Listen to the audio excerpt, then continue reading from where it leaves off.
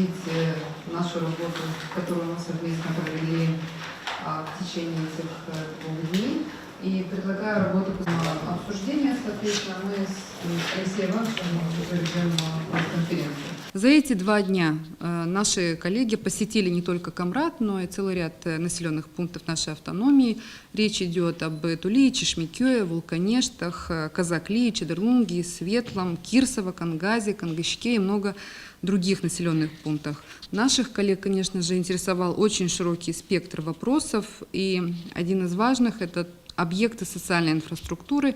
Речь в этом случае идет о школах, о детских садах, стадионах, лагерях, больницах, медицинских центрах, библиотек, домов культуры, музеев и другие объекты. Параллельно работали и наши специалисты с экономического профиля. Их вниманию мы предоставили свободную экономическую зону в Вулканештах. Мы показали современный комплекс холодильников и складов в Кангазе, показали племенную кониферму в Чедерлунге, животноводческую ферму в Тамае, текстильные фабрики и ряд аграрных предприятий.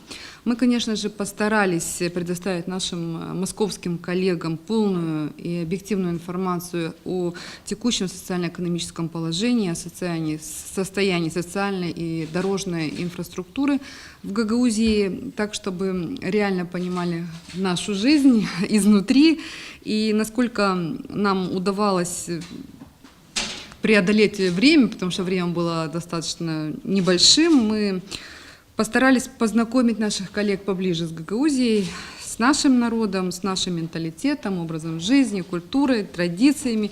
И, конечно же, по результатам нашей двухдневной работы мы, конечно же, определили и обозначили следующие приоритеты. В экономической сфере создание благоприятных условий для предпринимателей Московской области, заинтересованных в ведении бизнеса на территории Гагаузской автономии, привлечение прямых инвестиций в пищевую промышленность, в сельское хозяйство, развитие туризма. И буквально сегодня, после этой пресс-конференции, наши торгово-промышленные палаты Московской области и Гагаузии подпишут соглашение о сотрудничестве. Мы обратились к нашим коллегам с просьбой оказать содействие ввозу гагаузской сельхозпродукции и винодельческой продукции на российский рынок в режиме зеленого коридора и, конечно же, в первую очередь Московскую область, потому что достаточно хороший рынок, полноценный рынок и очень важный для сельхозпроизводителей нашей автономии. В образовательной сфере были обозначены следующие приоритеты. Это увеличение квот для абитуриентов из Гагаузии, желающих поступить в вузы и колледжи Московской области. При поддержке правительства Московской области мы надеемся переоснастить кабинеты русского языка и литературы в наших школах, пополнить библиотечные фонды художественной, учебной и методической литературы на русском языке.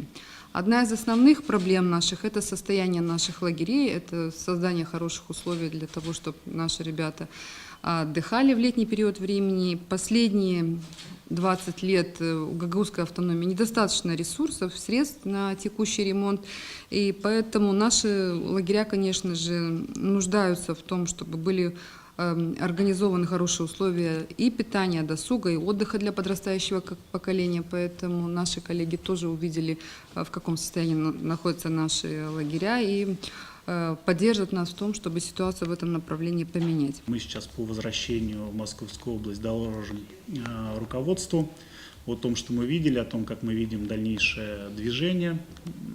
И этот документ, он, надеюсь, станет более конкретным. Самое главное, если в нем появятся конкретные мероприятия, конкретные сроки.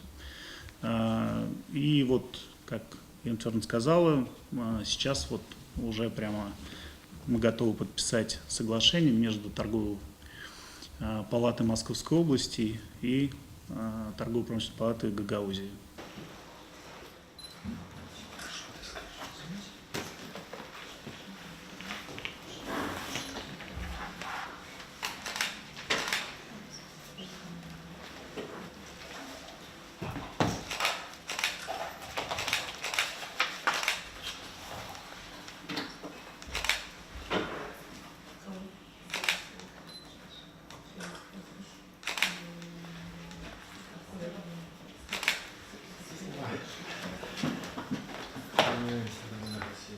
Приватности, судебной системы.